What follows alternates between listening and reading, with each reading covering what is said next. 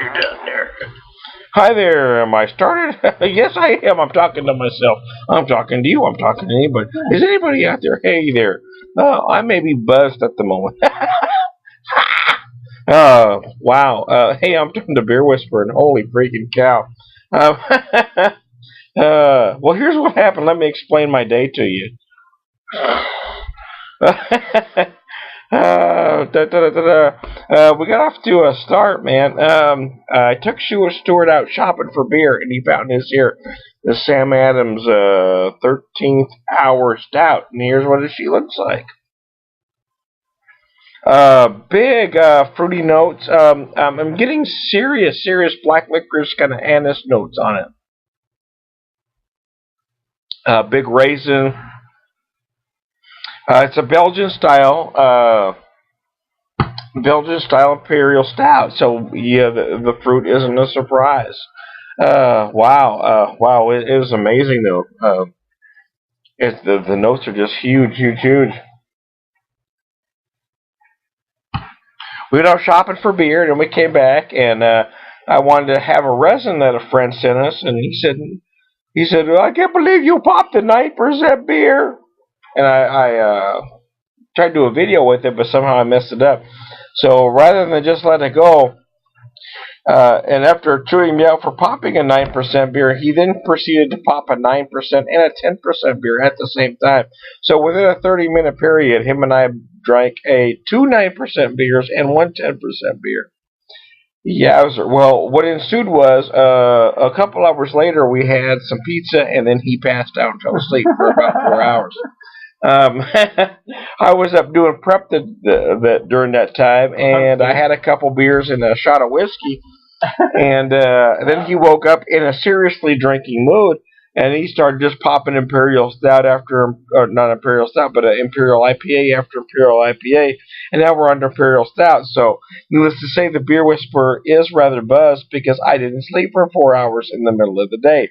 I kept drinking, and now I'm paying the price for trying to keep up with this madman.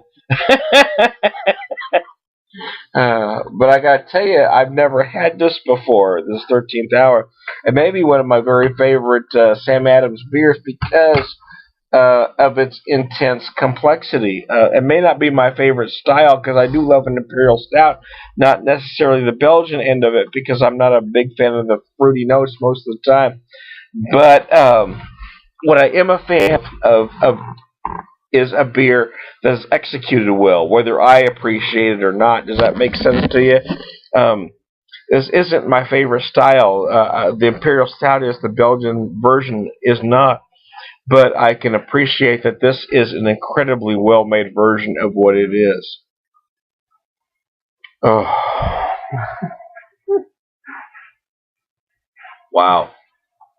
I don't know if I've had anything that had this big licorice notes in it, so I'm kind of trying to process it all. Imperial Stouts generally tend to have some lingering sweetness. This does not carry that whatsoever.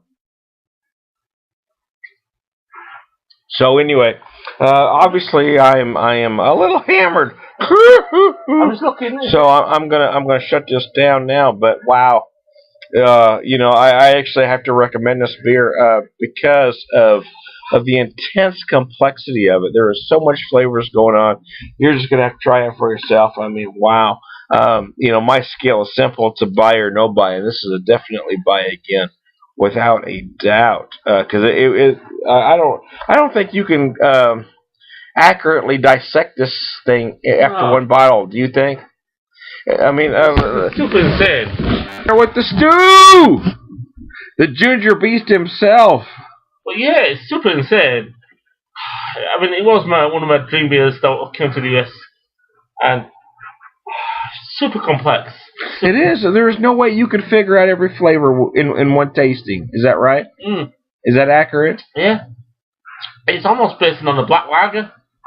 Oh man, it's super light for a stout, but then you get hit by all that flavor. And then you're hit by a stout flavor. Yeah. I mean, you got a lot of fruit. Oh my gosh, it's just brutal. It just continues to evolve. It does, yeah. And as it sat, it's changed, right? Yeah. Because I was getting more intense licorice notes at first, and I'm getting less now. I'm getting a cherry now that you mentioned. Yeah, and kind of a sour cherry-ish. Yeah. But my first sip was very much licorice, but I'm getting less licorice. I mean, the only reason we got it because it's basically it's 1 a.m. now, the 13th hour, and I wanted my birthday beer, so just like. Happy birthday, Stuart! Hey, he's 36 officially. Yeah, that's super tasty. See it? Let me get my glass in there. Yeah. There you go. Cheers. There we go. Happy birthday, Stu, and hey, y'all, this is a good beer. You know, anybody that's ever watched any of my videos knows that I'm sometimes difficult on Boston Brewing Company. This is a beautiful beer, man. I have, you know, a man would have to be seriously reaching to find a complaint on this beer. It is